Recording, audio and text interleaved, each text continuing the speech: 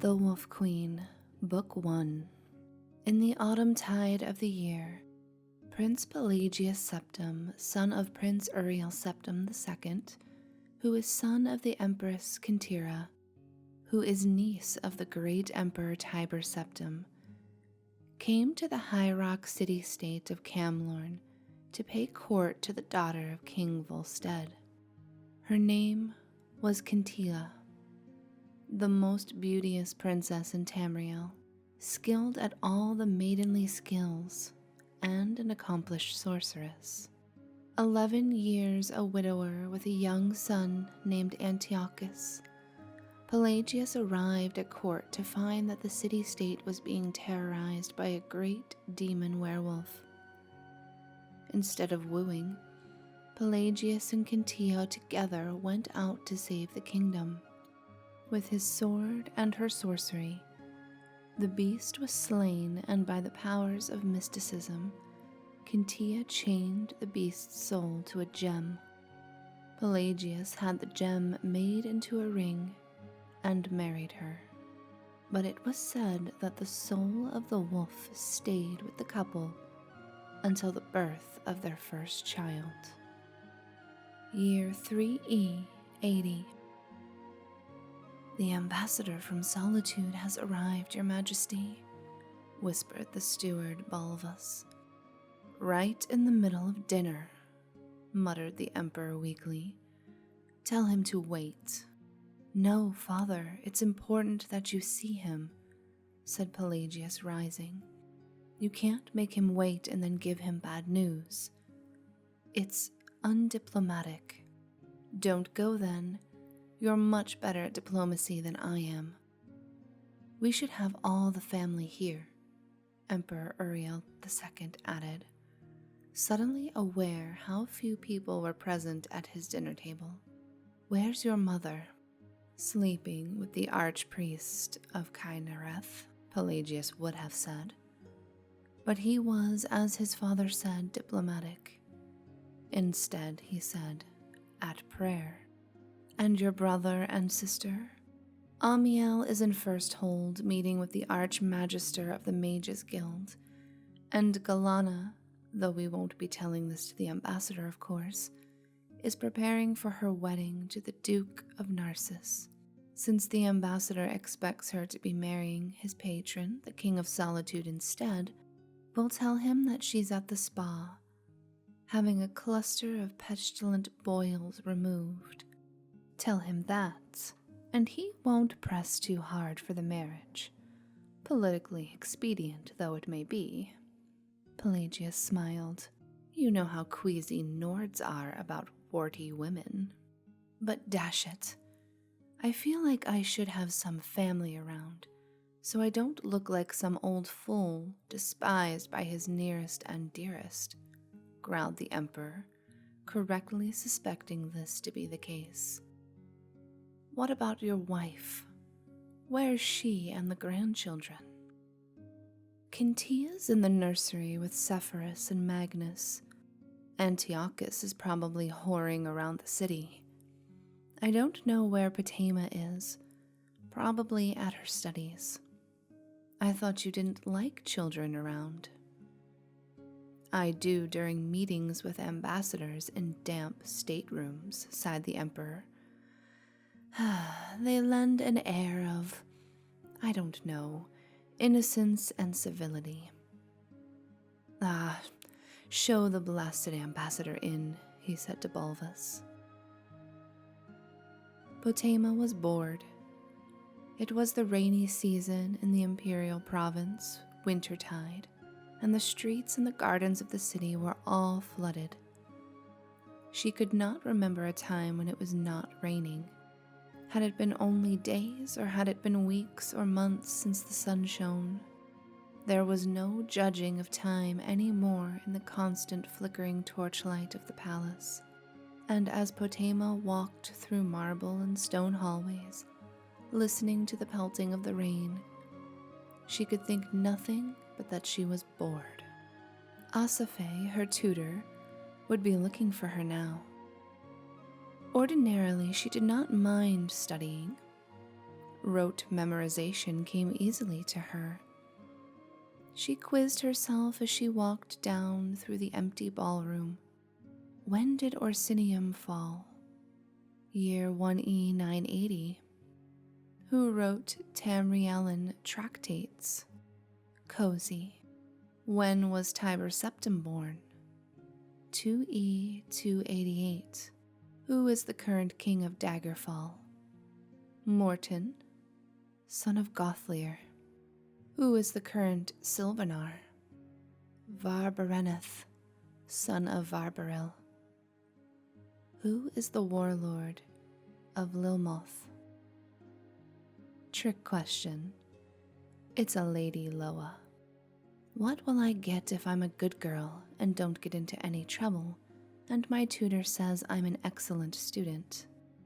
Mother and father will renege on their promise to buy me a Daedric katana of my own, saying that they never remembered that promise, and it's far too expensive and dangerous for a girl my age.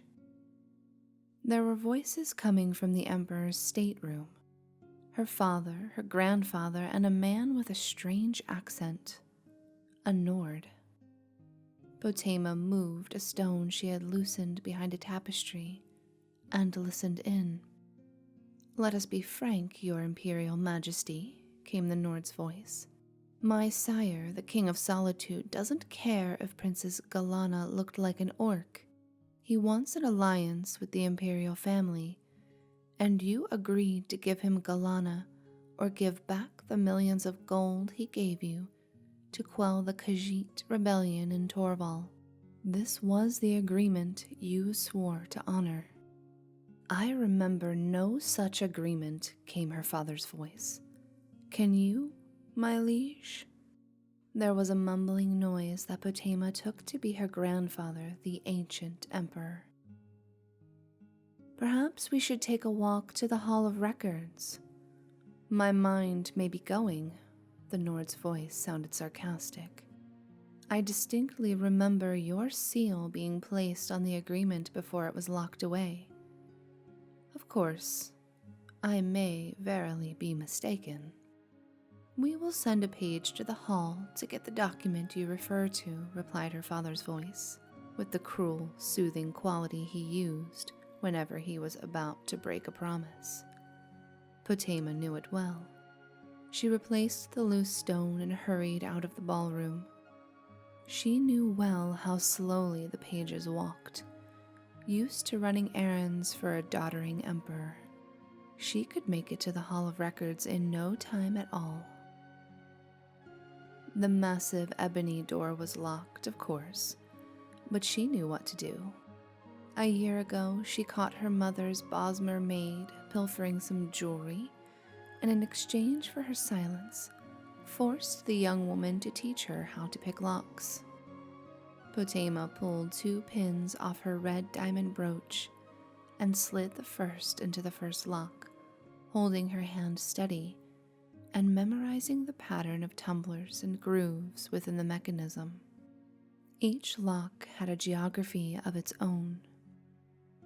The lock to the kitchen larder, 6 free tumblers, a frozen 7th, and a counterbolt. She had broken into that just for fun, but if she had been a poisoner, the whole imperial household would be dead by now, she thought, smiling. The lock to her brother Antiochus's secret stash of Khajiit pornography. Just 2 free tumblers and a pathetic poisoned quill trap easily dismantled with pressure on the counterweight. That had been a profitable score. It was strange that Antiochus, who seemed to have no shame, proved so easy to blackmail. She was, after all, only 12, and the differences between the perversions of the cat people and the perversions of the Cyrodiils seemed pretty academic. Still, Antiochus had to give her the diamond brooch, which she treasured. She had never been caught, not when she broke into the Archmage's study and stole his oldest spellbook, not when she broke into the guest room of the King of Galain and stole his crown the morning before Magnus's official welcoming ceremony, It had become too easy to torment her family with these little crimes. But here was a document the Emperor wanted for a very important meeting. She would get it first. But this was the hardest lock she ever opened. Over and over she massaged the tumblers, gently pushing aside the forked clamp that snatched at her pins, drumming the counterweights. It nearly took her a half a minute to break through the door to the Hall of Records, where the Elder Scrolls were housed. The documents were well organized by year, province, and kingdom, and it took Potema only a short while to find the promise of marriage between Uriel Septim II, by the grace of the gods, Emperor of the Holy Cyrodiilic Empire of Tamriel, and his daughter, the Princess Galana, and His Majesty, King Montiarco of Solitude. She grabbed her prize and was out of the hall with the door well locked before the page was even in sight. Back in the ballroom, she loosened the stone and listened eagerly to the conversation within. For a few minutes, the three men, the Nord, the Emperor, and her father just spoke of the weather and some boring diplomatic details. Then there was the sound of footsteps and a young voice. The page. Your Imperial Majesty, I have searched the Hall of Records and cannot find the document you asked for. There, you see, came Potema's father's voice. I told you it didn't exist. But I saw it, the Nord's voice was furious. I was there when my liege and the Emperor signed it. I was there. I hope you aren't doubting the word of my father, the sovereign emperor of all Tamriel, not when there's now proof that you must have been mistaken. Pelagius's voice was low, dangerous. Of course not, said the Nord, conceding quickly. But what will I tell my king? He is to have no connection with the imperial family and no gold returned to him as the agreement. As he and I believed the agreement to be, we don't want any bad feelings between the Kingdom of Solitude and us, came the Emperor's voice, rather feeble but clear enough. What if we offered King Montiarco our granddaughter instead? Potema felt the chill of the room descend on her. The Princess Potema? Is she not too young? Asked the Nord. She is 13 years old, said her father. That's old enough to wed. She would be an ideal mate for your king, said the Emperor.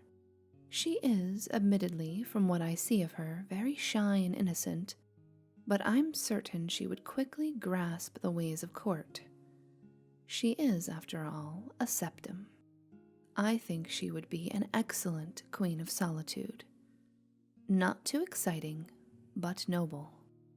The granddaughter of the Emperor is not as close as his daughter, said the Nord rather miserably, but I don't see how we can refuse the offer. I will send word to my king. You have our leave, said the Emperor, and Potema heard the sound of the Nord leaving the stateroom. Tears streamed down Potema's eyes. She knew who the King of Solitude was from her studies. Montiarco, 62 years old and quite fat. And she knew how far Solitude was and how cold in the northernmost clime. Her father and grandfather were abandoning her to the barbaric Nords. The voices in the room continued talking. Well acted, my boy. Now make sure you burn that document, said her father. My prince? Asked the page's querulous voice. The agreement between the Emperor and the King of Solitude, you fool. We don't want its existence known. My prince, I told the truth. I couldn't find the document in the Hall of Records. It seems to be missing. By Lorcan, roared her father. Why is everything in this palace always misplaced? Go back to the hall and keep searching until you find it. Potema looked at the document. Millions of gold pieces promised to the Kingdom of Solitude in the event of Princess Galana not marrying the king. She could bring it into her father, and perhaps as a reward, he would not marry her to Montiarco. Or perhaps not. She could blackmail her father and the Emperor with it, and make a tidy sum of money. Or she could produce it when she became Queen of Solitude to fill her coffers and buy anything she wanted. More than a Daedric katana, that was for certain. So many possibilities, Potema thought, and she found herself not bored anymore.